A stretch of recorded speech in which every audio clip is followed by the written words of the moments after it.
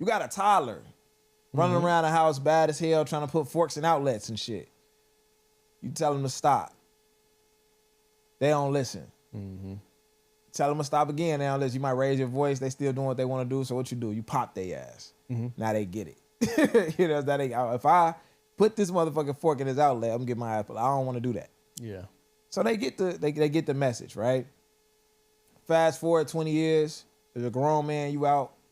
You with your girl at the bar. Some nigga he drunk. He having a good time. Waka Flocka come on. He jumping up and down like a fucking goofball. He back up into your girl. He bump into her. You, hey, bro, chill. Like, you know, control your body. Like, you know. He do the shit again. You holler at him again. He do the shit the third. He don't get it. You pop his ass. I ain't get it. Like, I can't keep backing into this nigga girl. So my point is, a lot of times as humans, we learn the behavior of using violence as a language to get a point across, right? We use violence as a form of communication. If you're not hearing me, you're going to feel this shit, and now you get what I'm saying. You can hear me now. It makes sense to you now. You know what I'm saying? You got your ass popped. You triggering me, man, with Trey. Man, G. So, and it happens as parents. It happens as adults with niggas in the streets. It happens in domestic violence. It happens in households between spouses. There's all types of violence that we use to get points across. We were just talking about pledging, fraternities, things like that. That's the conversation for today, right? How do we learn this language? Where do we use it? When is it appropriate? When it's not appropriate? As men, we have to learn when and where. And in most cases, we shouldn't be using violence as a tool, but it is a tool and it can be a useful tool. And sometimes it's a necessary tool.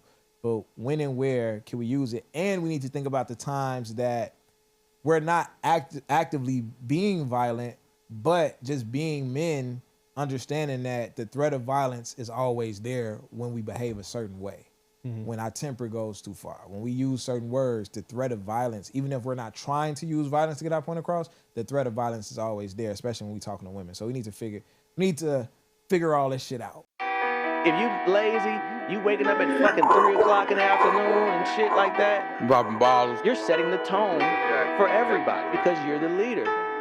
popping pills, That's just what comes with being a man. popping bitch ass niggas. I don't want nobody making decisions over my life except me. Not a woman, not a judge, not an officer, not no motherfucking body. When them bullets hit them up, look like son had a seizure. Run out, give it up, you know the procedure. I be sipping Jack and honey. I don't think nothing can make me feel like a man. I don't think nothing can make me not feel like a man. Chains on my collar. You can't take the benefits of being a man without the responsibilities. Give you niggas halos on God in the king. Welcome back to Roses Are Dead. I was gonna say Rose Gold. Welcome back to Rose Gold and Roses Are Dead. Damn it. I'm your co-host, So my niggas cannot wait for Rose Terry Gold. Roseland. Oh, I'm your co-host, Jones. Today's was it. Yeah, man. That sound African or Spanish when I said it? that was a little African in that one. I'm cool with that. Cool with that. Cool. All right. So today, man, as y'all know, this is the show where we walk the path of self-improvement. And along that path, we invite you to walk the journey with us. We understand that everything is not our fault, but if we blame ourselves, we make better decisions. At the end of the day, take full accountability for what the fuck is going on. And accountability is not just I did it wrong and I'm gonna own it. Accountability sometimes is even though I didn't do shit wrong, what could I have done better? Yeah. That's accountability. Yeah, you got to be. It's levels to accountability. Like Absolutely. Level 1 is acknowledging that I fucked up. Yeah. Level 2 is acknowledging or knowing that you didn't fuck up, but still acknowledging the responsibility that you're gonna take for what you could have done better. The agency. Agency. The agency. Because when you blame other people, even if it's their fault, when you just say like, "Damn, my girl cheated on me. She ain't shit. She bogus as hell." Da da da. All right, cool. That's all 1,000% true. It's not your fault. There's nothing you could do to make somebody cheat on you because at the end of the day, they had the option to leave. You know what I'm saying? Mm-hmm.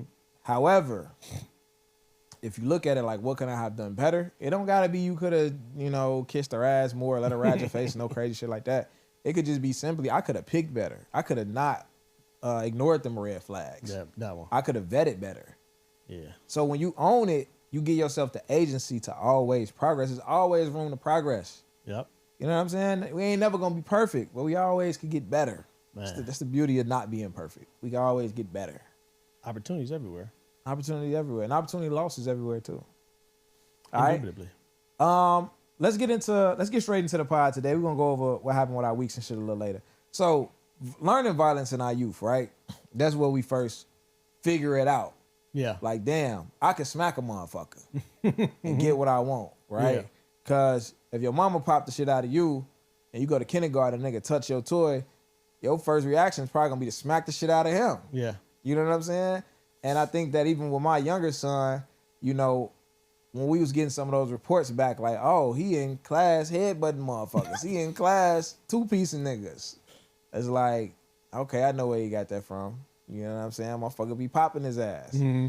And I had to tell a motherfucker at that age, and motherfuckers don't want to hear that shit. Yeah. You know what I'm saying? Motherfuckers don't want to be critiqued on their parenting at all. But I had to tell a motherfucker at that age, G, if he doing that shit at school, motherfucker got to unlearn that, like, really, really quick. You know what I'm saying? Because these preschools, and he way out there in an all-white town, they will kick him the fuck out. You know what I'm saying? And so learning that in our youth can really be a problem that leads to other shit, you know? Yeah. What was one of the first what was one of the first times where somebody used violence with you to where you like, oh, okay, yeah, nah, I shouldn't do that. And like as a kid? not necessarily as a kid. Was one of the most fondest memories. I had just thought of one myself, and I just I wouldn't say fond. well, not fond. Not fond of any of those memories. Get Yeah. my ass kicked. Fuck. I just remember. I remember all the ways in which my ass was whooped. Okay. We talk about switches and all that shit. That's cool. Yeah. I remember the extension cords. I remember the bruises from the extension cords. The little J's. You got them J's on your ass. You was getting your ass whooped at home. Them black J's all over your legs and shit. You was getting your ass total fuck off. Nigga, the wooden spoon with the holes in it that you stir the Kool-Aid with. You ever got that? On the bare skin? Bare ass? That just whipping through the wind? like a bullet went past. Oh my God. Nigga, I ain't gonna lie. I didn't get that. My cousin got it. I watched it. I say, yeah, I'm chilling. I'm chilling for the rest of the summer. I remember one time, I probably was, it's Morales. Morales was probably like maybe 3rd, 4th grade. I'm in line, and we in the hallway. You know, remember line. You was at a school named Morales? Arnold Morales. Was that a Latino school? A Mexican school. Okay. Over east. But we in the hallway, line leadership or whatever, and I'm in front of one of my homies, right? Nigga name was John, and I'm being annoying. I'm fucking with him. I'm pushing him. I'm doing something to him. You behind him. I'm behind him. Yeah. And I'm doing something to him to where I'm doing something to him to where I'm annoying him, and he like, hey, chill out, bro, chill out. And I kept doing it. I did it again. The nigga turned around so quick. Wow, hit me right in my arm, like on my bicep. Yeah. I played that shit off, and he was like, stop playing. I'm like, nigga, you too, all right, bro. My arm sore than a bitch. But I didn't do that shit again. Yeah. You know what I'm saying? He was using his words to communicate, but somehow I wasn't understanding that. Yeah. It wasn't serious. Yeah. Versus, now that I'm in pain, for whatever reason, it clicks. Now I understand that language. Absolutely. I don't know, man. Yeah. So with me, you know, I ain't had too many fights over shit that I actually did to niggas early on. My early on fights was more so niggas just trying to be on some fake bully shit. I was chilling. Mm-hmm. But in that house though, bro, my grandma, my auntie was definitely whooping ass. I remember throwing rocks. It was a man with a nice bald ass head, shiny bald head. I had to beam his ass one time. I had to. You ever seen it's something about a child with a child seeing a shiny bald head. You want to smack the motherfucker head. You want to, you know what I'm saying? Like hit him with some shit, something, bro. It's something about a shiny ball. You like a bird looking at a shiny object. Milk dud. And you said it's something about being a child in the bar. Nigga, I think a week ago, what was we at? Nigga, me and my girl, we somewhere. She like, we wasn't at church. We was somewhere. she like, man, look at that nigga. And it was a bald nigga. She was like, I just want to smack him. I'm my mama. You're grown as hell. So it never goes away. Motherfucker. It never goes away. Shit. Gee, so We was throwing rocks, boom, beamed his ass. Me and my cousin smacking his shit. He trying to walk from the garage to the back door. We cleaning this shit up. Y'all high up. Yeah, we got a sliding board. You know, one of the little sliding board, but it's like a square, and it's like plastic, and you put it together. You can stand inside of it, but then you could, get up on the thing. It's like, it was some 90s cheap ass bullshit. But anyway, we standing on that. So we over the gates, a wooden fence that you couldn't see through, but we standing on that. So we popping his ass, ducking down, popping him, ducking down. Like, obviously, this nigga know where these rocks coming from. He know it's a house full of badass kids, 2 those down. So, nigga, we was scoping this shit, having a good ass time. The nigga came, told my grandma, nigga, unforgettable ass whooping. Woo. Unforgettable. Like, that made me remember that we was doing this shit. I would never forget that day, because we got fucked up. And I remember one time my cousin was coming in and out the house too much, and motherfucker had told him, you either in and out. In and out.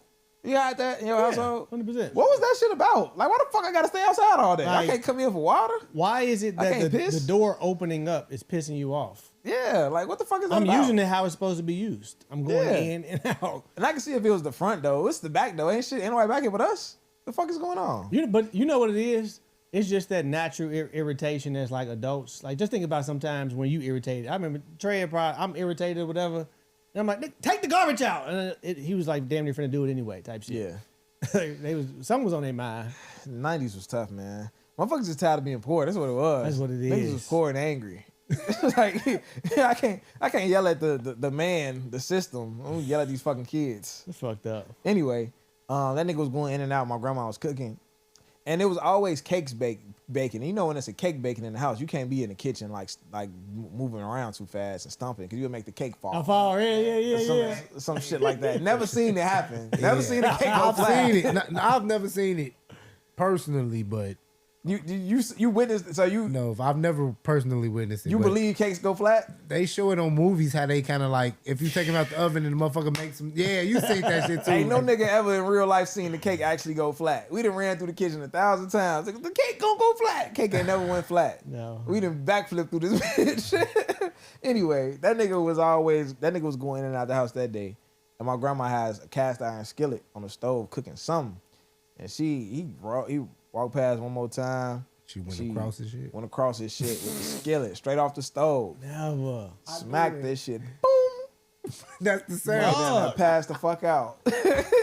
That's excessive. Yeah, it was excessive. Like, I remember damn. Extension cords are excessive. Yeah, I never got hit with an extension cord. Yeah. Extension cords was excessive, G. Yeah, that shit crazy. My grandma threw a cast iron skillet at my uncle from the stove through the kitchen to the front. But you was raised by your parents, though. Yeah. Not your grandparents. Right. Grandparents was from the South. Yeah. Yeah, they was ass whoopers. Switches. And like them Southern kids was tough enough to take that shit. We from Chicago. we ain't grow up walking 2 miles on dirt roads, barefoot and all that shit, bro. Like, get them extension cords the fuck out of here, man. But anyway, so that's kind of where you learn violence from. This is how you get your point across. This is how you get your desired behavior from another person, is by hitting them. We learn that super early, and there's different emotions that lead us to that place of violence, right? And I want to, on this show, start to talk about emotions more in the sense of identifying emotions. You know what I'm saying? I think that's something that, as men, we need to do a better job at identifying specific emotions. There's a difference between anger and frustration. There's a difference between, disgust and being irritated, irritability. Like, all of these things are just, it's nuanced. You know what I'm saying? We don't want to just pile on everything into like, niggas mad. Right. You know what I'm saying? That's lazy thinking. And when you identify your emotions better, you're able to act on them better. You're able to regulate yourself a lot better when you're able to identify exactly how you feel. So the emotions that lead to violence, in my opinion, in my experience, the number one emotion that has led to violence in my life is powerlessness. Being in a situation where you feel like you have no control over what's going on. You feel powerless in the situation. I think powerlessness not only can lead to violence, but it can lead to people doing all types of fucked up shit. You know what I'm saying? Acting out and things like that. I talked about on here a very long time ago about a young man, and this is when I first learned about the emotion of powerlessness. This is about 2 years ago. Working, doing therapy and shit like that. And I was kind of like new at it, and somebody broke it down for me. But this young man told me a story about how his parents never bought nice groceries and shared them with the kids. They got the simple foods and shit like that, but all the cookies, the juice and shit like that was in the parents' closet. They ain't had no access to none of the good shit, right? So because of that, he went out. He had his own money one time. I think he's 15 years old at the time, and he goes out and gets Arizona Skittles and all this shit. That sounds a little too familiar. He goes out and get those things from the store. And he leave the shit in the refrigerator. He come back, his shit ate, right? So imagine the frustration of y'all won't give me none of the good shit that I want. I go figure out a way to get my own money and buy my own shit. I leave it in the house. Somebody eat the shit. Not only is it frustration, but it's powerlessness because I can't do anything about it because these are my parents. I can't say what I want to say to them. I can't do anything to them. I just have to take this L. And it's something about as men taking the L that make you feel powerless. And it makes you act the fuck out. So he's mad.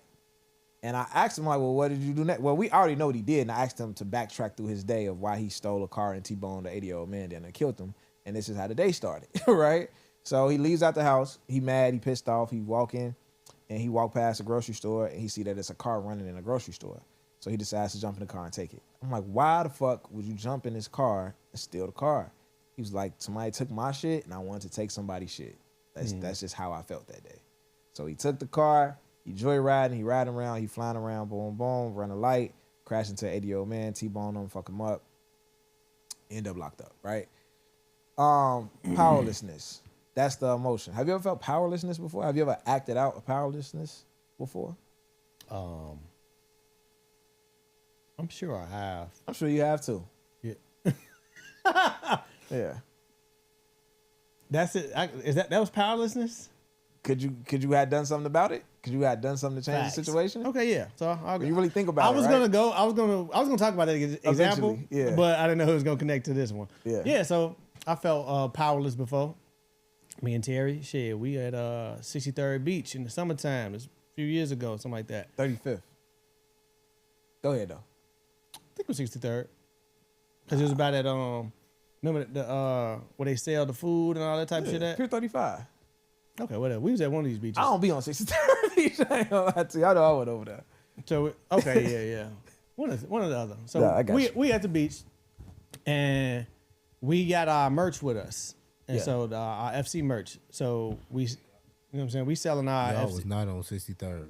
Y'all was on like 43rd or some shit. Oh, not even 35th. We was on 31st Street. Yeah, 31st Street. Was low. In. Okay. Yeah. So we outside, you know what I'm saying? We doing our thing. We selling our merch and not bother nobody. Yeah. Cool. It was chill. It was a chill day. People was out. Foot traffic was crazy. And we were further down, like by the grass, but then we ended up moving closer to the area where the most foot traffic was because people was like buying food over there, you know what I'm saying, get drinks or whatever the case may be. But we're not like on the property. We're kind of behind it, but where we could still run into people. And this guy, he was working in one of the restaurants and he just started looking at us, you know what I'm saying? He walking back and forth, like he just looked weird, like he was mugging and shit. And I saw him, and he said something to us. He was like, he said something along the lines of like, what, I got to move or whatever the case may be.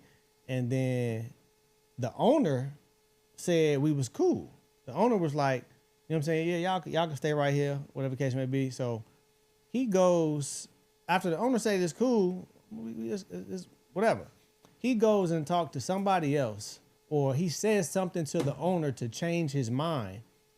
And the owner come back like, yeah, you know what I'm saying? Y'all got to get up out of here. And he comes walking back past like he just don't know. Like he ain't just do what he just did. Yeah. I watched him walk over there pointing at us or whatever the case may be. And I said something to him. And I don't know. I just like, I think he denied it. He was like, nah, you know what I'm saying? The owner said y'all got to leave. I ain't give a fuck about it. And that set me off. Like you just lied. And I just felt powerless because we had to move. Yeah, I think that's what really took it there. Yeah, we had to move. And it was just some, in my eyes, some whole ass shit because I understand if we were selling food, you know what I'm saying? We were selling anything edible. You were a restaurant, you in this bitch selling hot dogs, we got t-shirts. you act like we competing with your business or whatever the case may be. And I rarely get upset. Like I rarely get upset for real. I really not only do I really get upset, I rarely get upset to the point where I want to fight. I wanted to knock his fucking head off. Yeah. You know what I'm saying? And yes, that was a time I felt powerless. Absolutely. I mean, I feel like when in that situation particularly, you know, you can connect it to a lot of things. I think for one, it's a level of disrespect. It's a level of like kind of this deceitfulness of like nigga gonna go behind our back and try to act. I know where you're going. It's an insult to your intelligence That to an extent.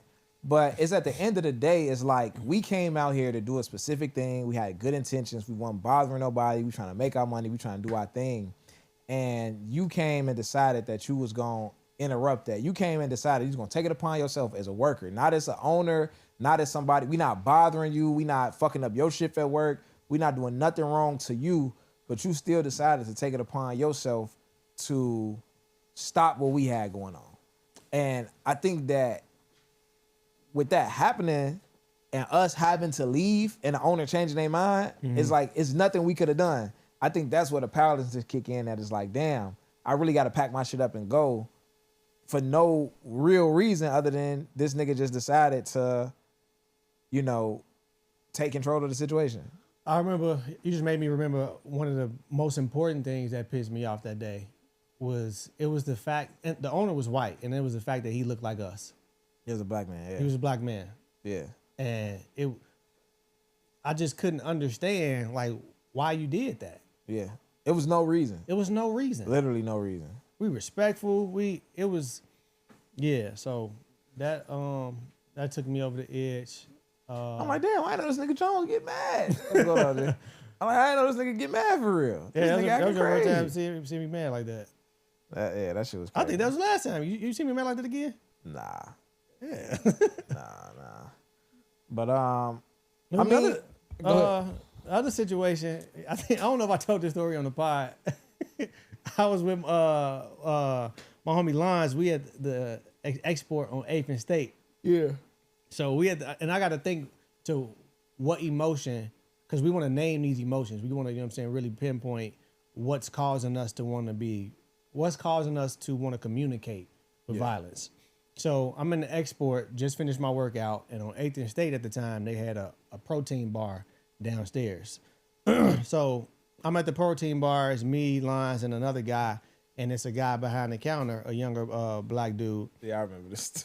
And I go down there, and I always get the same thing. I'm like, let me get a chocolate peanut butter protein shake or whatnot. So I'm like, hey, what's going on? The dude had an attitude, whatever, and people got attitudes for whatever reason. I was aware that he could be dealing with something that I don't know shit about, so I didn't take offense to, you know what I'm saying, how he greeted me or whatever. I knew it was fucked up, and I'm like, whatever, I just want my protein shake. Yeah. So he had an attitude, and I asked him, I'm like, yeah, let me get the chocolate peanut butter thing. And he like, we ain't got no peanut butter. Okay, let me get, you know what I'm saying, just the chocolate or whatever. He like, all right, whatever, cool.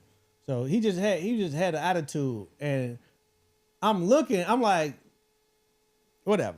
So I go back to talking to Lons. Somebody else walks up not too long after. He's making mine. He stops making mine. And somebody, I see them ordering, and he like, how can I help you? What you need? They like, yeah, I want a chocolate peanut butter protein shake. And he say, bet. And he picks up a gallon of peanut butter and sits it on the counter. And I went off. I tried to go back there and whoop his ass.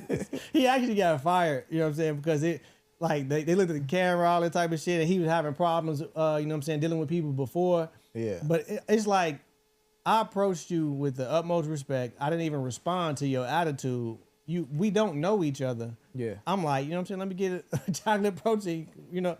And for whatever reason, he lied and didn't want to, and that flipped the switch at me. And I'm like, I wanted to communicate with violence. Like, hey, don't do that again, because I don't think you, I don't think you understand. So what emotion you feel like that was? Disrespect. What emotion did I feel? I felt I don't know. It's played.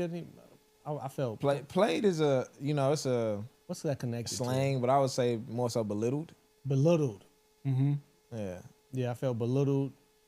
I felt insignificant. Yeah. I felt cast to the side, like they give you whatever. I don't know, but those emotions, yeah. I just wanted to put my hands on you after that. Absolutely, absolutely.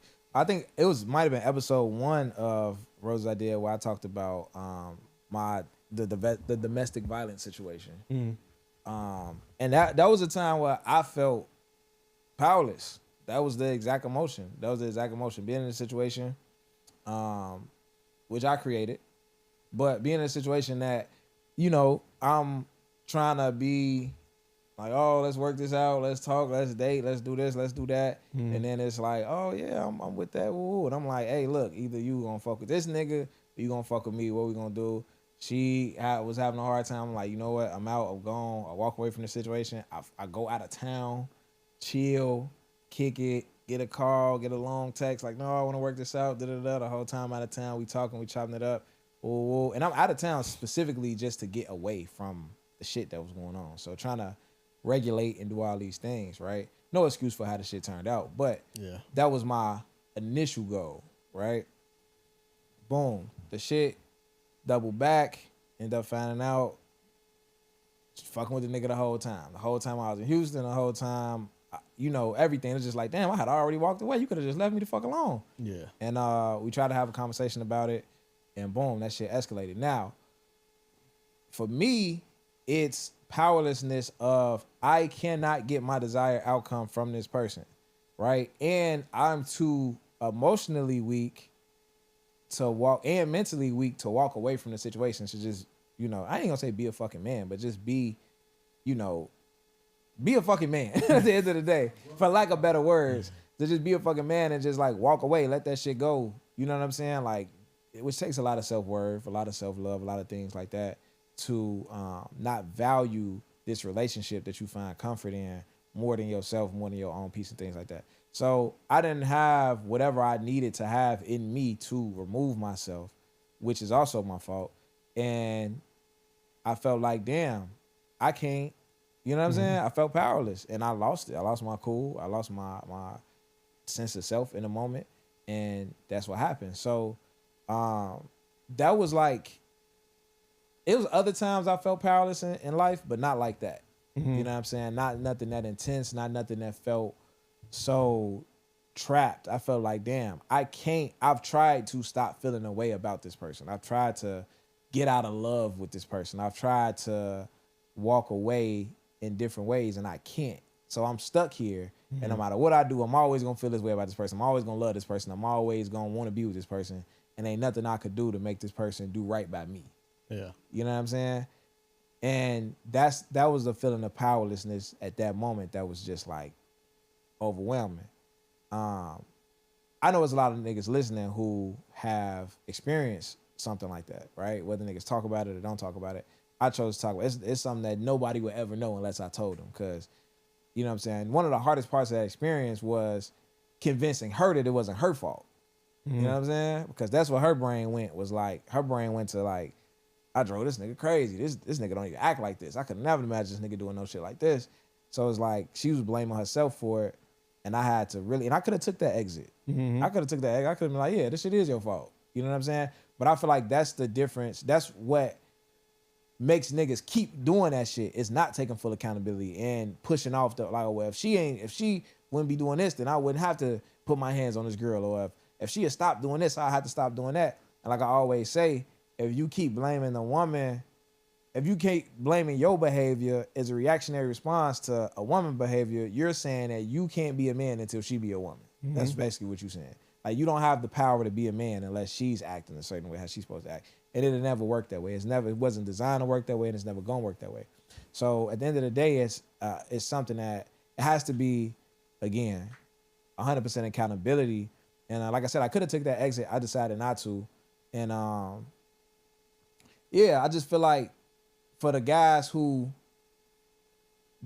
do take that exit, or who do, you'll never be able to stop, you know what I'm saying, putting your hands on your spouse or your girl or whoever it is, because You're not taking account. You looking at it like it's their fault. You looking at it like what you're doing is a result to their actions, and now they deserve it. You convinced yourself in your mind that they deserve it, so they bringing this on themselves. Like I can't, like almost like you're not in control. You know what I'm saying? If you wouldn't have said nothing like that, I wouldn't have did this. Exactly. Shit like that. And like at the end of the day, wrong is wrong. So you need to be able to, be man enough to walk away, like I should have been, right? And so I'm eye level with you. I'm not talking down on you. I'm not trying to shit on you. We in the same boat at the end of the day, like. And that's something that people look at and they don't forget. They paint you however they paint you for the rest of your life if they know that about you, and that's fine with me. But it's like at the end of the day, you gotta one, be man enough to walk away from the situation, or two, nigga, you have to be willing to improve yourself enough to get the skills that you need to communicate effectively without having to do that, right? And that goes for spouse. This goes for you as a spouse, a boyfriend, a parent. You know what I'm saying? A teacher, a coach, whatever the case may be. Like, using violence is a form of communication. It's just lazy. Yeah. At the end of the day, it's lazy. As a parent, it's lazy. If I'm gonna go to it a little bit more in detail in advice for boy moms, but at the end of the day, if your kid only listen when you raise your voice, it's because you have either no consequences or shitty consequences.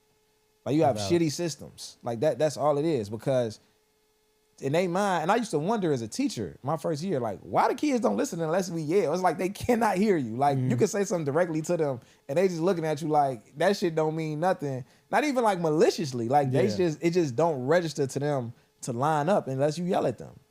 Like it don't mean nothing. But it's like this is a trained response, like at home and at school. And if you're a teacher and you fall into that, it'll be the same way in your classroom. You know what I'm saying? For sure. Yeah.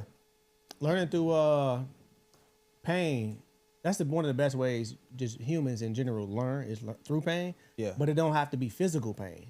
Yeah. You know what I'm saying? It could be the pain of not being able to do your favorite thing. Yep. It could be the pain as, since we're talking about kids, it could be the pain of staying in the house, not being able to go outside with your friends for fucking 2 weeks or whatever. And you know they outside, you hearing about the stories, you hearing about the loss, FOMO, etc. That's a form of pain. So I can learn through that. It's like, okay, cool. I'm going to do these chores because I don't want to feel that again.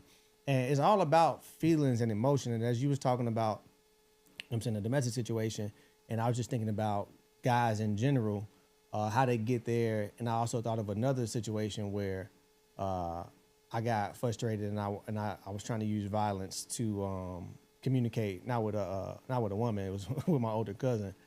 And the thing is, with emotions, that pain, it's like it's not tangible, but you feel it and it hurts bad. And it's like, what do I do with these feelings? Yeah. You know what I'm saying? And that not having the outlet, not knowing how to process, you haven't done the work to, you know what I'm saying, necessarily know how to regulate your emotions to yourself and to talk to yourself through that or whatever case may be.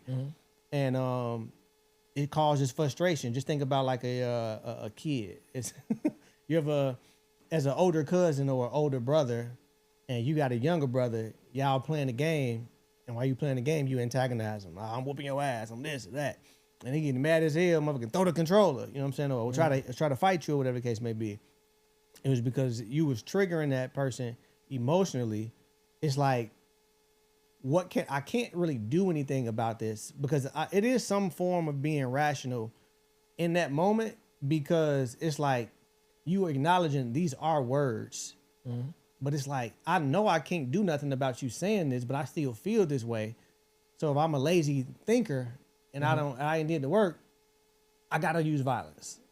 Yeah. You know what I'm saying? It's a lazy man's game. Yeah. Violence is definitely a lazy man's game. My cousin, I was this is crazy. I think I tried to kill him. I don't know if I would have caught him if I would have actually stabbed him. It was my cousin from Detroit. He was antagonizing the fuck out of me. We was playing. Matter of fact, this is exactly what happened. Me and my two cousins, you know, CJ and Tay, we in the backyard playing it. And you know, you got base or whatever case may be. And of course, it's my turn. I'm it. As soon as I get close to catching one of them, I start screaming. I'm like, "Fuck you!" You know what I'm saying? Or try to fight you or whatever the case may be. It was because you was triggering that person emotionally. It's like, what do I do with these feelings? You know what I'm saying? And that not having the outlet, not knowing how to process, you haven't done the work to, you know what I'm saying, necessarily know how to regulate your emotions to yourself. You know what I'm saying? And it causes frustration. Just think about like a kid. It's you have a as an older cousin or an older brother, and you got a younger brother. Y'all playing the game, and while you playing the game, you antagonize them. I'm whooping your ass. I'm this or that. And they getting mad as hell. Motherfucker, throw the controller. You know what I'm saying? Or try to fight you or whatever the case may be. It was because you was triggering that person emotionally. my big cousin grab me, pick me up, and put me like just throw me away from them, and they get to what I'm saying, base. He's on bullshit. They get to base or whatever. Right. That shit happened like 4 times. Yeah. And I got pissed because I was it for like fucking 30 minutes. You know what I'm saying? I ran in the house, I grabbed a knife, and that was the only way I knew how to, but mind you, I'm a kid, I'm a child. Yeah. Like, I know you're not gonna do this again if I stab your ass. Right.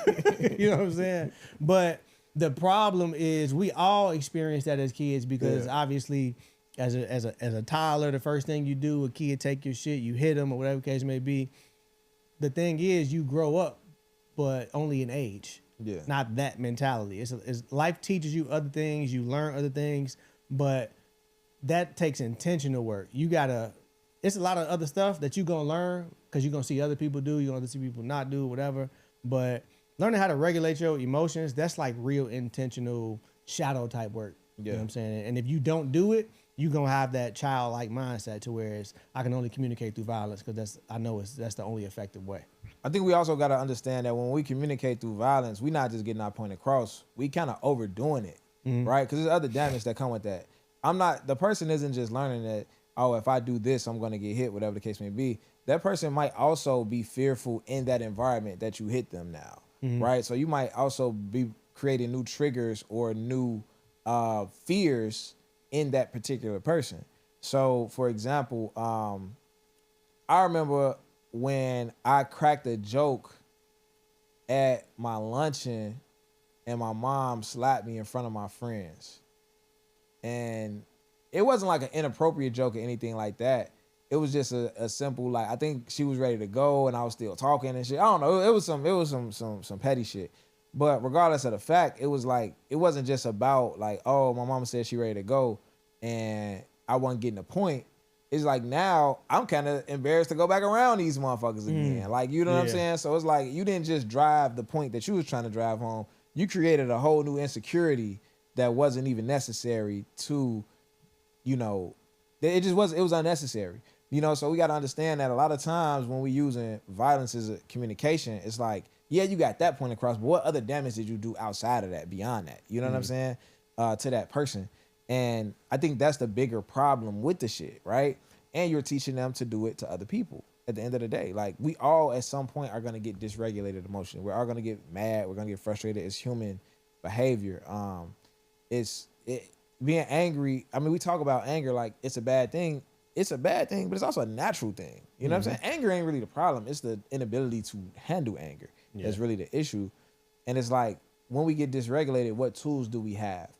If you got the shit smacked out of you over and over as a kid, that's going to be your go-to. Like, regardless of how old you get, regardless of what environment you in, whatever the case may be, you going to resort to that. And, as adults, it'd be sad to see how quick niggas will get to that, to get from 0 to 100 when it come to that fast. You'll turn that heat off.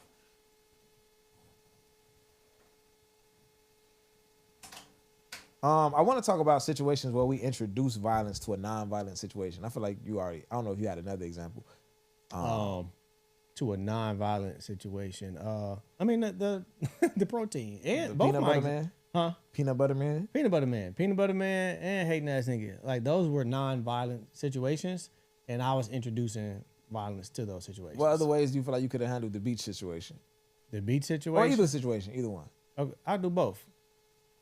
The beach situation, low-key, like, not thinking back now, he walking back past, I just like, now I just look him in his eye, you a bitch ass nigga, and then just pack up and we can leave. That'll make me feel better. You know what I'm saying? But it's not violent. But I still I have to get this frustration out somehow. Yeah. You know what I'm saying? And I want to put my hands on you, but now that I know, that's not really necessary. Yeah. My safety isn't, you know what I'm saying, in jeopardy. But okay. So you feel like calling him a bitch would be your go-to now? Now? Yeah. Yeah. I still would. I mean, it's honest, like, that's I ain't gonna lie, I still would. And that cuz as I'm thinking back, I'm remembering how I was feeling and shit. Yeah. I'm like, you were a bitch ass nigga, and you know that now. Yeah. So it's just is that right? Probably not. But probably not. Hey, how I feel. We know that thoughts lead to feelings, feelings lead to actions, right? Mm-hmm. You know what I'm saying? We think something, it makes us feel a certain way, and it makes us do a certain thing. That triangle of thoughts, feelings, actions, thoughts, feelings, actions, the middle of that triangle, it sits on this axis of an underlying belief that we have about ourselves, right? That's what sparks the thought. And it's something that we usually learn very early in life, whatever that underlying belief is. Most of us, that underlying belief is the same, and it comes from the same places. And that belief is that as a man, you can't let niggas play with you. Yeah. That's the belief. The belief is that it's a chip away at your manhood. It's a chip away at who you are if you let somebody play with you, get over on you, disrespect you, let anything slide, right? Because at the end of the day, it's other ways you could have went and got a manager, came back like, hey, can you make me the smoothie that I actually asked for, whatever the case may be. But that wouldn't quite get at that nigga. Because now the focal point, the target, not even the smoothie no more. Yeah. It's not even about the smoothie. It's not. It's about him and him trying to play with me, even though I'm here for the smoothie, right? Yeah. And a lot of times you will forget, like, one of my favorite quotes, Dame Dash used to always say this, like, never forget what you came for. And he was talking about that in the sense of business, right? Mm-hmm. But even just in the sense of, like, we had a party. I came here to have a good time. I didn't come here to fight these niggas. Yeah. Right? So let me remember, like, why I'm here and not get too into this ego battle to where, like, I'm risking freedom, whatever. We don't even think about that when shit is going down. But at the end of the day, you know, what am I actually here for? You came for a smoothie, and now the whole target, your whole purpose of being here right now has switched into getting back at this nigga for lying about not having peanut butter. Right? It is all based on this underlying belief that I can't let a nigga play with me, right? So I think that the key to all of that shit is restructuring that belief. You know what I'm saying? Uh-huh. Like now, because it's like, if you learn that you can't let a nigga play with you, the question is, what does it say about me if I let this nigga get away with this? Mm-hmm. And it's not about how nobody else feel about it.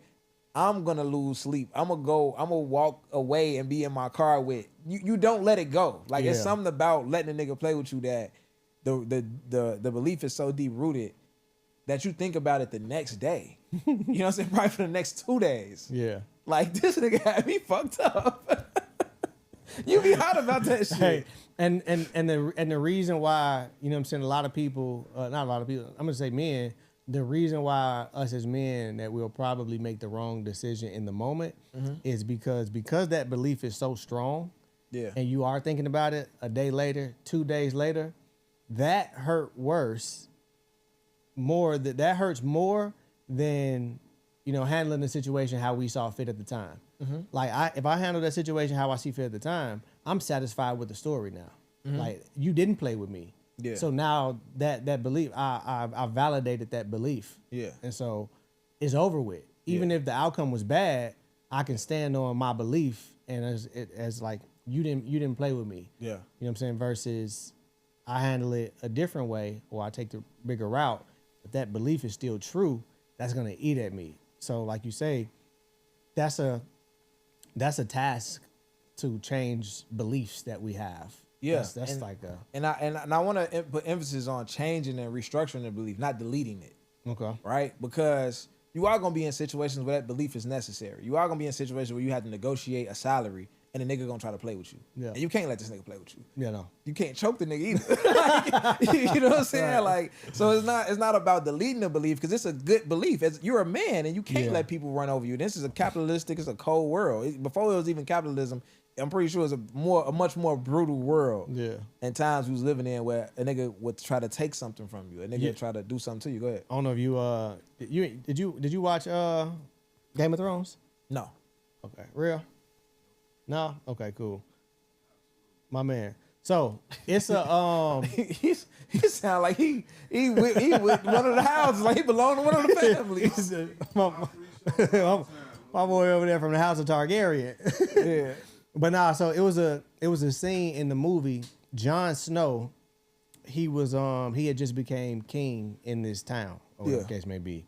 And they was having like a town hall meeting, and everybody's there, and he's kind of like laying down the law, laying down the rules. And one of the guys, and there's people in the crowd who kind of with what he talking about, and there's other people who, you know what I'm saying, they not really fucking with it. And it was one of the guys. And John, just for context, Jon Snow, he's the type of person to where everybody know he could fight, but he's also kind of like not known for violence for real. You know what I'm saying? He's a good dude, but he's one of the best. One-on-one, you're not winning. You know, that type of shit. So he's the king, and during the town hall, some nigga in the town hall say something wild to him, crazy, like, nigga, we not doing that shit. Fuck you and your rules and your throne. Some shit like that. John like,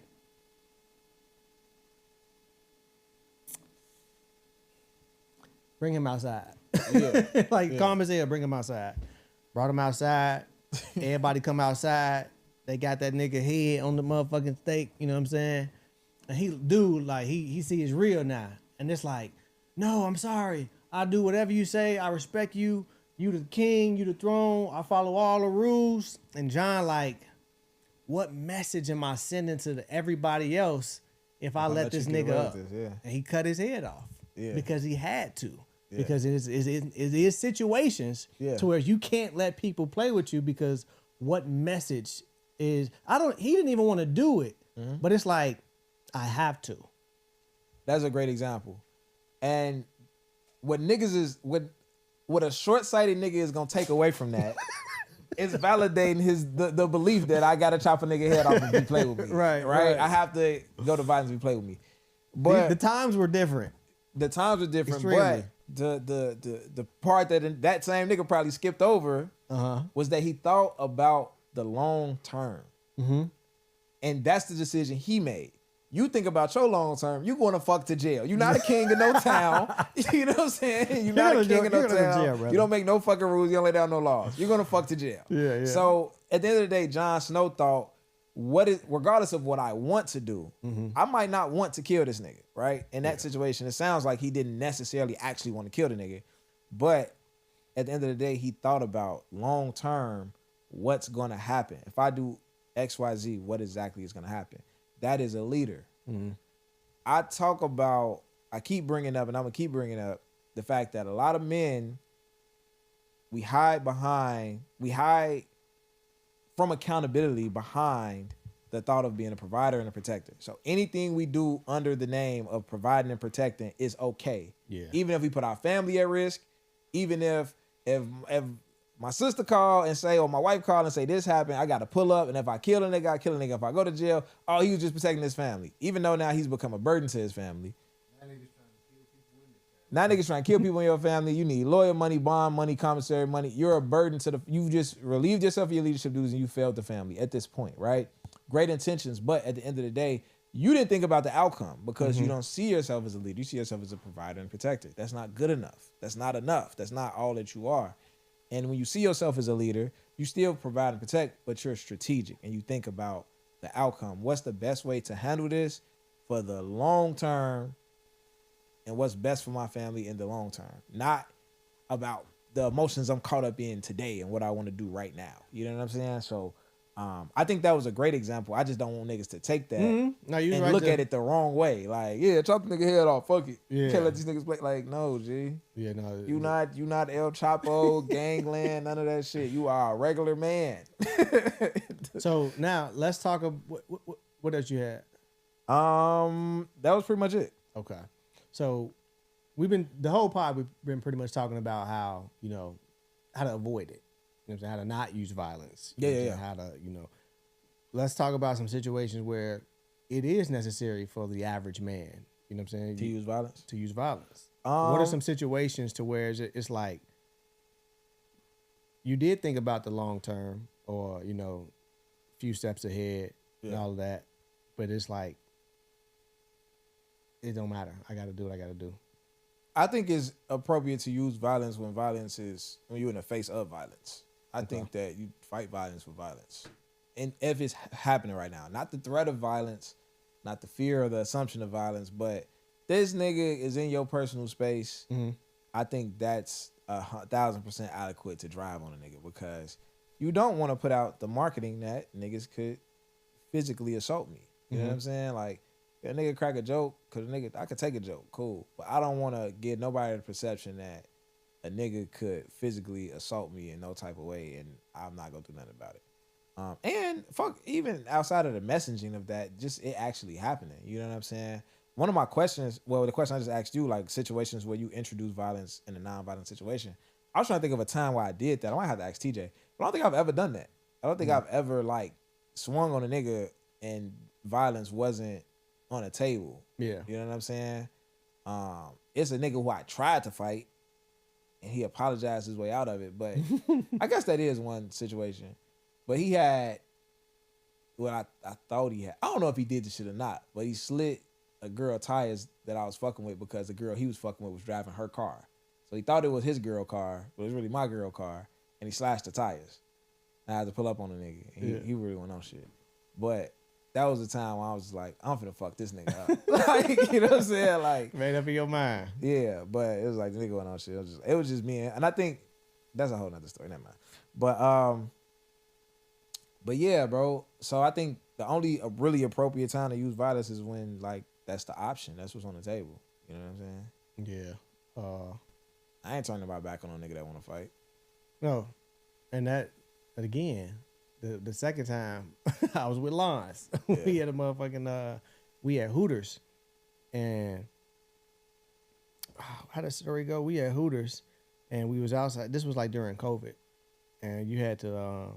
There was no seats. They were trying to do like the every other table type of thing. Mm-hmm. So they like, okay, y'all can come in and go to the bar. I'm like, cool, bet. So we at the bar, and I'm walking up to the bar, and my homie, he kind of like, he's sitting on the right, and it was a seat to the left of him, and it was also a guy that was on the left of that empty seat. But he was standing, and he was standing close to the seat that I was going to sit in. Mm-hmm. So I didn't know if, like, I didn't see another seat. So as I'm walking up, I'm like, hey, bro, excuse me. I'm like, you finna sit right there? And he turned around and looked me up and down like, nigga, no. I'm like, what the fuck is going on? Bro, whatever. I grabbed the seat and I start talking to my homie. We ordering food or whatever the case may be. And you can feel energy. Yeah. You know what I'm saying? So, and then I seen my homie look kind of like past me. So I turned around. I'm like, bro, you cool? Yeah. And he like, you cool? I'm like, bro, get the fuck out of my face. Now I'm getting upset now. Now I'm still not violent, but I'm getting irritated. Yeah. You know what I'm saying? So they end up leaving. He say some slick shit again. Words don't matter. You know what I'm saying? I'm like, whatever, bro. He say some slick shit, and him and his guys leave, and I watch them walk out. And so I'm a chill guy. I don't give. As soon as they walk out, anyway. What's going on? You know, it was hella hoes at Hooters. Right. You know what I'm saying? So I'm back to, to talking to the bartender, whatever the case may be. And dude come back in. I don't know he comes back in though, cause like my back is like this right here, and it was in my blind spot. Yeah. He comes back in, and I feel like a grab on my shoulder. I turn around, I see it's him. I instantly still on the man. Yeah. You know what I'm saying? He fell down, and I ain't like go get the weld on him. I just prepared myself to, you know what I'm saying, like to fight. Cause I don't. But the thing, why did you touch me? We were just arguing. Yeah. I don't know. So to me, that is violence. Yeah. You know what I'm saying? And he was just tweaking. What do you think he came back to apologize or something? Now you look back. I don't care what he. You didn't have to touch me. You could have been, hey, bro, I was tweaking. Yeah, he thought he was gonna whoop your ass. He probably thought he could grab your shoulder and lift you out the seat by your shoulder. Yeah, he was a little nigga back then, wasn't you? Hey, right, exactly. I wasn't even as strong as I am now. I probably would have really hurt that man today. Yeah. Nah, I mean, it's situations. It's all type of situations, bro. You got to defend yourself at the end of the day, man. And I think another valid situation, and it's hit or miss, man. When niggas say fuck your grandma, no. Niggas love that crap. Hey, real say I'm fuck it. What about with your woman? With my woman, what? Yeah, when is it okay for violence? Like not with your lady, bro. No. What are you? I was saying, like, if you out, and when it's okay to get violent with a nigga over your woman. I think that when you out with your girl, it is appropriate times where you gotta get physical with a nigga if it's danger. But you also got to understand when you putting your girl in danger. If your job is to keep your girl out of danger and you escalating shit, let's say a nigga starts some shit, but you escalate it, you're actually putting your girl in danger. Yeah. You know what I'm saying? Like, especially if it's multiple niggas you outnumber, whatever, you might feel like you could take all 3 of these niggas. One of these niggas might smack your girl. What are you talking about? One of these niggas might piece your girl the fuck up. You know what I'm saying? Whatever the case may be. So it's like, you can't let your ego be so big that you lose sight of getting your girls out of harm's way before. Like, if you want to, hey, go ahead, go to the car. Hopefully you got a girl that listen to you. Yeah. I done dated some girls that don't fucking listen before. And I'm glad I ain't in that situation no more. But I'm talking, I remember I told this one girl I was dating, I was like, if a motherfucker got to shoot and I say duck, your dumb ass gonna be like, what happened? You gonna get shot the fuck up. Like, if I say duck, your ass needs to be getting the fuck down without asking me nothing. You know what I'm saying? So I think if you got a girl that listen, getting her out of harm's way first, or maybe getting y'all both out of harm's way and just saying fuck that shit and walking away from it. I just think that we got to start understanding that it don't make us less of men because we walk away from some shit. Yeah. You told the story about Jon Snow as a king making a decision on how do I handle this nigga. As if he was in a position of a warrior, it wouldn't be a decision to make. Like, this is who I am. This is my use. This is my use to society. I'm a warrior. I fight. That's what I do. So if this nigga disrespect me, I'm going to kill this nigga because I'm a warrior and that's all that I am. As a king, you have way more decisions to make. Yeah, you could kill a nigga. You could put a nigga in jail. You could do some political shit and turn his words around. You could take the L. You know what I'm saying? You have other things to worry about and think about when you sit in a certain seat. And in your relationship, the seat you sit in is based on how you see yourself, G. You might see yourself as a nigga who can't do shit but protect somebody physically. You might see yourself as a nigga who can't do shit but provide financially. It's going to be a lot of gaps in your relationship if you see yourself as either one. But if you see yourself as a leader, as somebody who's trying to get this family or get this relationship from point A to point B, you got a lot of shit to think about when you're making these decisions over petty niggas in the street at 3 o'clock in the morning that's talking shit.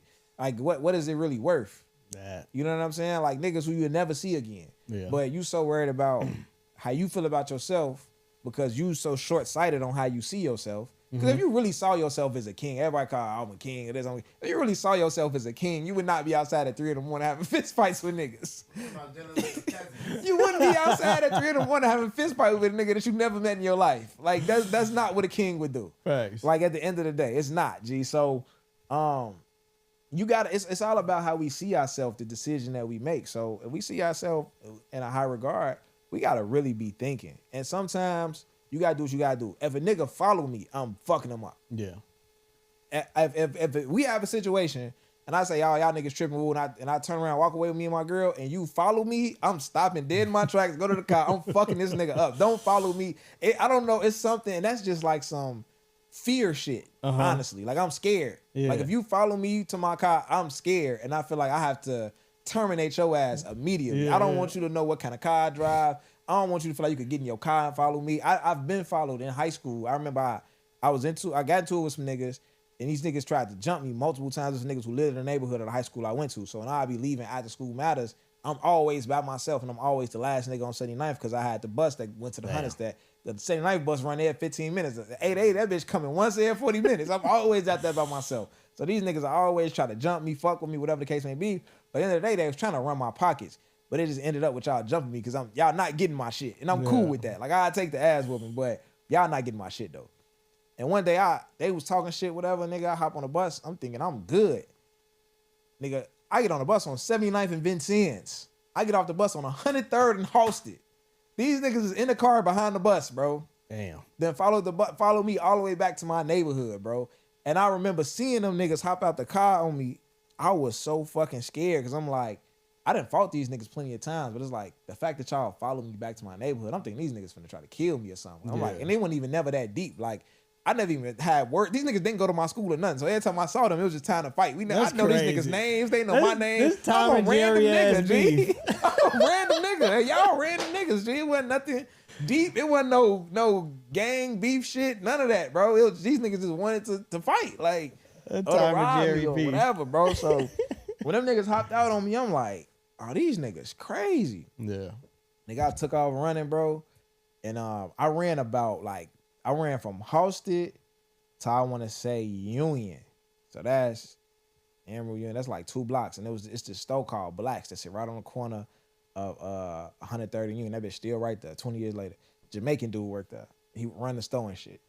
And the Jamaican dude was a type. You steal from him, he got this long ass machete he was pulling out on your ass.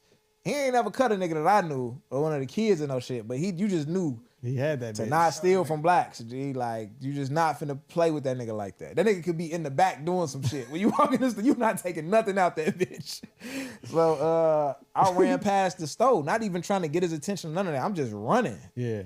Nigga, I passed that bitch. He popped out with some other nigga from my neighborhood that I never spoke to, used to see around all the time. They got right on them niggas' ass for me about that shit. Like, they seen, you know what I'm saying? They seen them niggas run from around there. You know, he see me going to the store getting candy all the time. He got on their ass. I fucked with Black for that. But ever since then, it was something about, like, being followed. Like, I'm not letting nobody follow me nowhere, G. Yeah. So that's one of the things that's going to take me there. Like, nah, we finna do this shit right here, right now. Like, whatever go with this shit. Finna happen right here. Like, yeah, so. But that's about it, though. Other than that, G, I ain't like, too much concerning niggas. Like, I remember one time, I'll never forget, I was in Miami, and it was a young nigga. We was some young niggas. We was like 18 in Miami, kicking it. And there was another young nigga that was like probably a little older than us. He was walking with like 6 girls. They bad as hell. Me and my homies, we like 5 deep, looking for girls. Right. This nigga walking around with 6 girls. And we, I think one of the guys tried to shoot at one of the girls, and they overly, you know, they just walking past like, nigga, watch out. They ain't even turn around. You know how that shit be when motherfucker overly play you? Like, they act like they ain't even hear you. And she got that walk that's just like, nigga, move. Like, move, peasant. So it was that, right? And because we young, immature, petty niggas, we get to trying to heat the nigga. Like, or talking shit to the nigga. Because niggas is jealous at the end of the day. Like, that's just really what it was. And we get to talking shit to the nigga, and the nigga turned around like, he started laughing like, oh, y'all like my girl, huh? And smacked on the ass and and laughed and walked off. I was like, this nigga just played shit out like So what do you say after that? Y'all just looking at each other like. So sometimes, like, you could play it like that. You don't gotta like try to get buck with every nigga just because he looking at. Because 9 times out of 10, it's because of your girl that niggas even playing with you. Like, if you was walking down the street by yourself, niggas would probably say, what up? What up, God? Peace. Be safe out here. But you with a nice little chick, now niggas want to play with you. You know what I'm saying? Yeah. So you could really handle it like that. Like, smack your girl on the ass and laugh at a nigga and keep it moving. You know what I'm saying? Thanks. You ain't got all that crashing out shit over with, man. But that's it. I was going to go into pledging and, because we was talking about it before the show started, and like using violence as motivation. Like, if that's even a thing. And that's a crazy thing. But at the end of the day, we gonna wrap this shit up and go into Patreon. Yeah, we got AMP? We writing it out anyway. For sure. We right there anyway. For sure. So since we talking about, you know what I'm saying, violence, and we all know how influential like women are. You know what I'm saying? It's Women's History Month. It's Women's History Month, Talk for about sure. it. And so, ladies, I'm gonna give y'all some advice because we're talking about, you know, men and violence and situations like that. You play a very important role. And fellas, you got to also pay attention to what type of woman you got, because it's 2 types of women. You got the type of woman, y'all out, y'all get into it with somebody, or you get into it with a dude.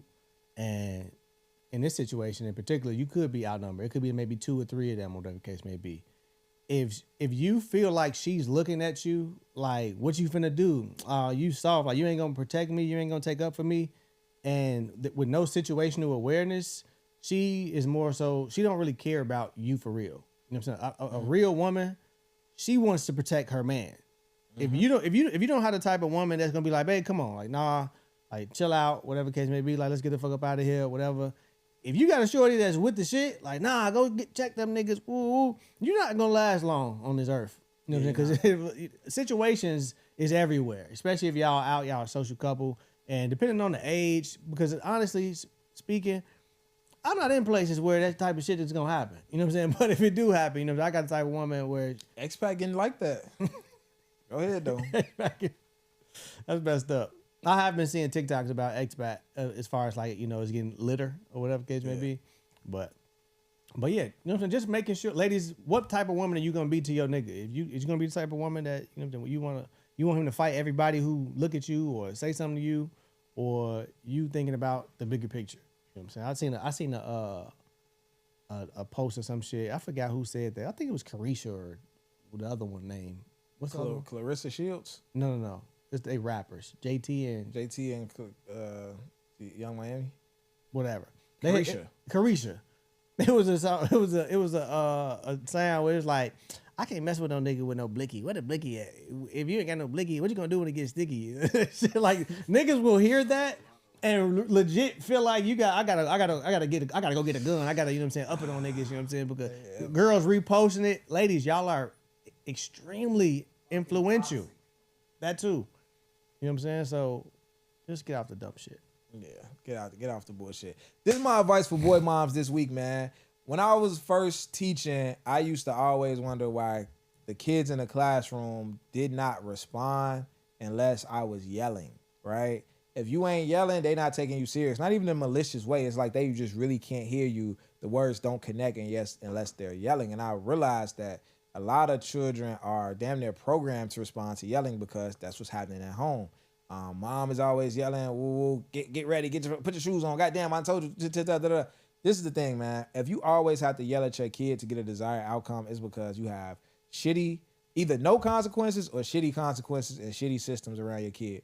So consequences just look like simply, if you don't do Z, you can't. If you don't do X, you can't do Y, whatever the case may be, right? So for my son, for example, if he doesn't wake up, he's supposed to wake up at 7 o'clock. At 7:15, he has a 15-minute grace period.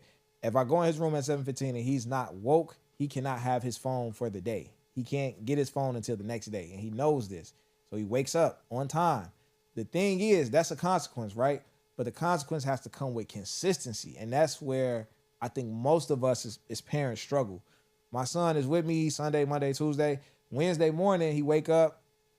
I drop him off at school. Mom picks him up, and I don't get him back to Sunday most times, right? So if he is on point every day, and then Wednesday morning he don't wake up on time, I'm like, damn, if I keep his phone today, he ain't gonna have that bitch to Sunday. Damn. He really just supposed to be a punishment for one day that you can't have the phone. But if you fuck up today, it's like, damn, you ain't gonna have the phone all the way to Sunday. Am I gonna be petty like that? You was on point all week, your room clean. Yes. Man. The deal was, if you don't wake up, you don't get the phone. You leaving for the rest of the week, that's on you. You knew you was leaving for the rest of the week, so you should have woke your ass up on Wednesday, if no other day. You should have been your ass up on Wednesday. And it's not to be petty, but it's just to drive the point home that it's not about no excuses. Because if I make that excuse for you, you'll start coming up with excuses for yourself and start trying to negotiate with me. Because now this shit is negotiable. Because the rule was, if you don't wake up at 7:15, you don't get the phone. Or if I got to wake you up after 7:15, you don't get the phone. Now the rule is, if you was doing good all week and it's Wednesday, maybe we could negotiate it. So now he gonna try to come up with his own negotiation, like, well, I ain't wake up on time, but I woke up at like 5 in the morning. I just fell back to sleep. Yeah. So technically I was up before. The shit gonna get real loose if you let it get real loose. The shit is gonna be tight or it's gonna be loose. Pause. You know what I'm saying? At the end of the day, like, you gotta have them very, very consistent. I don't care if it's your birthday. My son didn't have his phone on his birthday because he didn't wake up on time. Damn. Birthday party, all his friends call him and say, you will see their ass when we get to the spot. I forgot where the fuck we went. Whatever the little jumpy house is. You will see him at the jumpy house, nigga, because you ain't getting this motherfucking phone today. I don't give a fuck if it's your birthday. You know what I'm saying? And once you have, and now the nigga wakes up. He wakes up. I got the desired outcome. It didn't take long. Mom tried to negotiate with me. She like, man, I need him to have his phone on the days I got him because he don't be walking to school fast enough. I need to go. I need to be able to call him and check and make sure he got in school. Well, you need to be telling him to wake the fuck up on time when he at my house, because that's the only way he getting his phone. I'm not finna loosen up on my discipline to make up on your lack of discipline for this nigga. Like, we're not doing that. You get what I'm saying? And mom does a great job, but that's just what it is at the end of the day. So stop yelling at your kids and just get better systems. Stop hitting your kids when you don't need to. Now, you can whoop some ass. Some shit is egregious. We talk about when violence is necessary. We talk about when violence is necessary with these kids.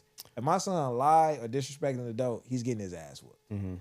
You know what I'm saying? And that's not no emotional reaction. It's not, you know, I had to tell you to clean your room 10 days in a row if you ain't clean it. He knows that those are the two things you get your ass whooped for. Everything else is a punishment. And that's the other thing about systems and consequences. My son knows what happens. It's nothing that he could do bad that he don't know the result of before he did it. Nothing. Because he already know, if you don't do these type of things, if you don't got A's and B's, you can't play video games at all. Right. If you got A's and B's, you can play it on the weekend. If you got all A's, you can play video games all week. We know that. If you don't do the shit around the house, you can't get your phone. We know that. If you got access to the game all week, you can't get the phone or the game. We know that. The only way you getting your ass whooped is if you lie or disrespect an adult or steal. Mm-hmm. I'm whooping your ass. Anything other than that, I don't give a fuck how mad I get. I'm not gonna whoop you for it. We already got a deal. Yeah. So it don't matter. Even seeing that, like him seeing that from the perspective of emotionally, like I could do some shit to make him mad, but he's not gonna whoop my ass because I didn't do the things to get my ass whooped. Like, so it's just respecting the agreement beyond how we feel. You know what I'm saying? So that's my advice for boy moms this week, man. If you're chasing anything in life, make sure you give it your all, go for it. Think about the opportunity cost. You think about what you could lose if you go for this shit and don't make it. Think about what you're gonna lose if you don't try. Nigga, side plan, sacrifice. We out. Shoot. Oh, my bad. So, God in the cave.